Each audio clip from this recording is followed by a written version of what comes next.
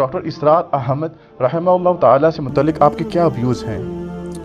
دیکھیں جی، ڈاکٹر اسرار صاحب رحمہ اللہ تعالیٰ میرے روحانی استادوں میں سے ایک استاد ہیں۔ 14 اپریل 2010 کو ان کی ڈیتھ ہوئی، جنازے پہ بھی میں الحمدللہ حاضر تھا۔ حد نگاہ تک جنازہ ہوا اور اس وقت انہوں نے رینڈملی اس کی ویڈیو بنا لی اور اس ویڈیو کو اپلوڈ کرنا کوئی خاص مقصد نہیں تھا۔ اس وقت ایک یادگار کے طور پہ انہوں نے رکھ لی۔ وہ تو جب ان کو بعد میں پتہ چلا کہ ڈاکٹر اسرار صاحب کی میت کی زیارت نہیں کروائی گئی تھی عوام الناس کو، وجہ یہ ہے کہ عصر کے بعد آلموسٹ مغرب کے ٹائم بھی ہونے والا ہی تھا، جتنا رش تھا، تو مغرب سے تھوڑی دیر پہلے ہی وہ جنازہ ہوا۔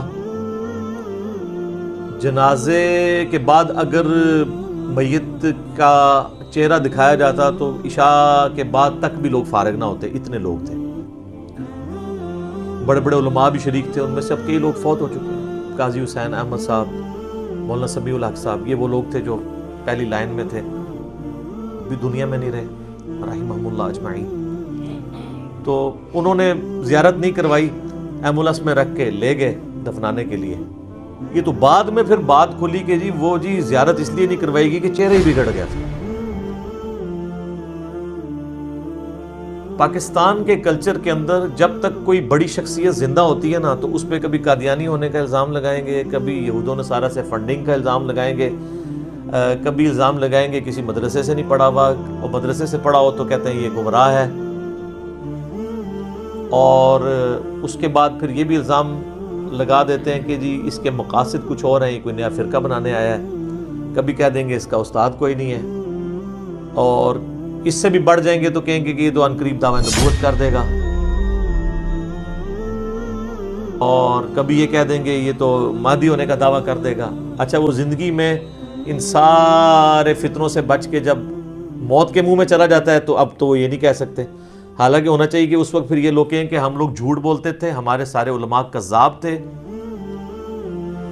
اور جھوٹے تھے جنہوں نے کہا یہ مہدی ہونے کا دعویٰ کرے گا، اور ساروں کے اوپر لعنت پڑی ہے یہ جھوٹ بولنے کی وجہ سے۔ تو غیر مہدی ہونے کا دعویٰ کیے اور نبوت کا دعویٰ کیے مودودی صاحب بھی چلے گئے دنیا سے، ڈاکٹر اسرار صاحب بھی چلے گئے۔ تو کم از کم اب اتنی جرت ہونی چاہیے کہ اپنے علماء کے اوپر لعنتیں بھیجے جنہوں نے یہ جھوٹ بولے تھے، کیونکہ قرآن میں تو ہے لعنت اللہ علی الکاذبین، جھوٹوں پہ اللہ کی لعنت ہے۔ اتنا پھر حوصلہ ہونا چاہیے، بلکہ ان لوگوں کو خود ویڈیو پہ آ کے اپنا رجوع ریکارڈ کروانا چاہیے، یا پھر یہ کہہ دیں کہ ہم رجوع تو نہیں ریکارڈ کروانا چاہتے اور ہم اعلانیہ کہتے ہیں کہ ہم لعنتی لوگ ہیں، ہماری شکلیں پہچان لو، تاکہ آنے والے جو علماء ہیں نا ان کو بھی تم پہچان سکو۔ تو ایسا خیر ہوتا نہیں ہے، بلکہ مجھے تو یہاں تک یعنی ان کے گھر والوں سے یہ خبر پتہ چلی ڈاکٹر اسرار صاحب کے کہ ہمیں یہ بڑا فل خطرہ تھا اس بات کا کہ ڈاکٹر صاحب کے چہرہ دکھانے کے دوران ان پہ اٹیک کر کے ان کے جسم کو مسخ کرنے کی بھی کوشش کی جائے گی۔ کچھ ایسے شرانگیز لوگ بھی اس میں شامل تھے، اور یہاں تک نہیں بلکہ وہ کہتے ہیں ہم نے آلموسٹ 2 ہفتے تک ڈاکٹر اسرار صاحب کی قبر پہ 24 گھنٹے پہرا دیا ہے مختلف شفٹوں کے اندر۔ یہ بھی خطرہ تھا کہ انہیں قبر سے نکال کے کوئی نقصان پہنچانے کی کوشش نہ کریں۔ یہ ہے جناب اسلام کا قلعہ پاکستان۔ میں دعوے سے کہتا ہوں کہ آپ اس طرح کے کسی بندے کو یورپ اور امریکہ میں دفنا دینا تو وہاں پہ کوئی سو کالڈ عاشق رسول اور عاشق صحابہ اور عاشق اہل بیت اور عاشق اولیاء نہیں پیدا ہوگا۔ یہ سارے اتنے ہی وڑ آئے ہیں، جس طرح مزار بھی سارے اتنے ہی آ گئے نا، یہ بھی سارے اتنے ہی آ گئے۔ یہ ہماری گراوٹ کا لیول ہے۔